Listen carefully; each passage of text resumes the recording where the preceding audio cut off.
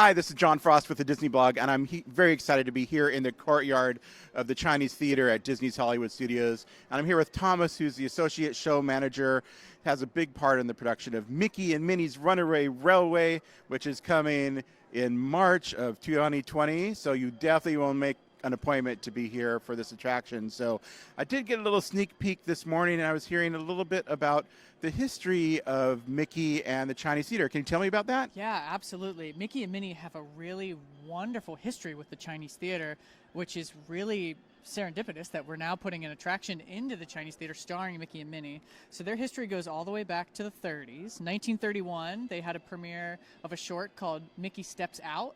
And then again in 1933, they had a short called Mickey's Gala Premiere, which actually features the Chinese Theater animated in a Mickey Mouse cartoon. So it's been a really wonderful thing to put Mickey and Minnie not only in the Chinese Theater, but here in the heart of Disney's Hollywood Studios. Yes. So in addition to having Mickey and Minnie in the Chinese Theater and in the heart of the Disney, this is the first ride-through attraction for Mickey and Minnie, right? Yeah, the first one we've ever built. And Mickey and Minnie, they've had a lot of shows, and Mickey's PhilharMagic, of course, but this is their first ever ride-through attraction. So you get to go in, and you're going to see the premiere of a new cartoon, right? Mm-hmm. Yeah. And I'm really excited. I got to see a little sneak peek of that earlier. I can't tell you any more, but you're going to be really excited to see it. So when they were making that cartoon and some of the special effects, I heard they really dug back into the history and the archives and pulled some stuff out to make, bring back some of the original magic, Jimmy Mcdonald. Yes. So can you tell me a little bit about that? Sure, I would love to. So, not only going back into Walt Disney Imagineering's history, but going into Mickey's history, going all the way back, Jimmy Mcdonald, of course, who was the voice of Mickey Mouse for a number of years. We actually got out of the archives at Imagineering the tritone whistle that was used in Steamboat Willie all the way back in 1928.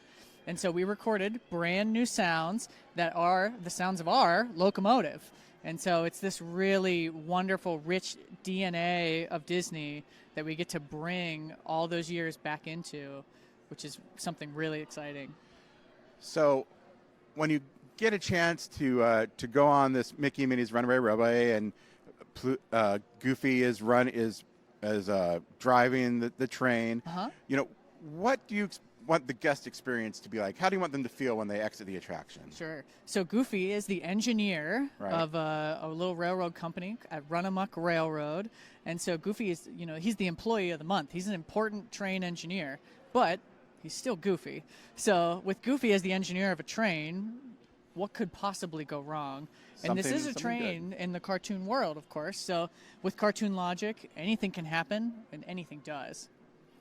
And then so maybe this is obviously it's the first time Mickey and Minnie's had an attraction, but people should be really familiar with these character styles because they're brought out of the new Mickey Mouse shorts. And can you talk a little bit about the design elements there and how that was brought into this attraction? Absolutely. Now, I'm personally a huge fan of the Mickey Mouse shorts. When I came onto the project, I got to watch, there was only 64 at the time, now there's over 100. Right, yeah. But, that really helped design our language of the show. What does wood look like? What does metal look like? Chains? What does this cartoon water flow like?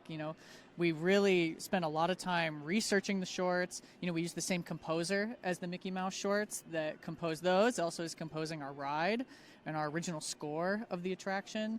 And so really it was our history books, and it was really fun just to watch a bunch of cartoons as part of my job.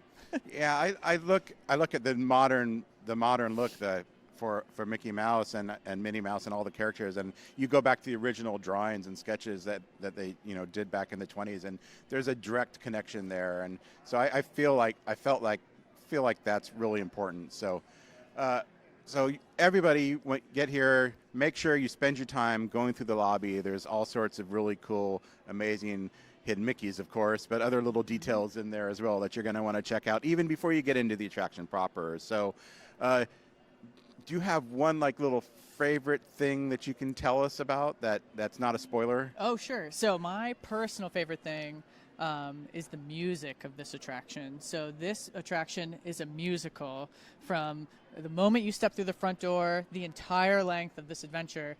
Every bit of it is musical, and it builds and it swells and it's grand and epic, and it's something we're all really, really proud of. All right. Well, thank you so much for sharing that information about Mickey and Minnie's Runaway Railway, March 4th, 2020, right here at Disney's Hollywood Studios. You'll want to be here. Awesome. Excellent. Thank you so Thanks. much.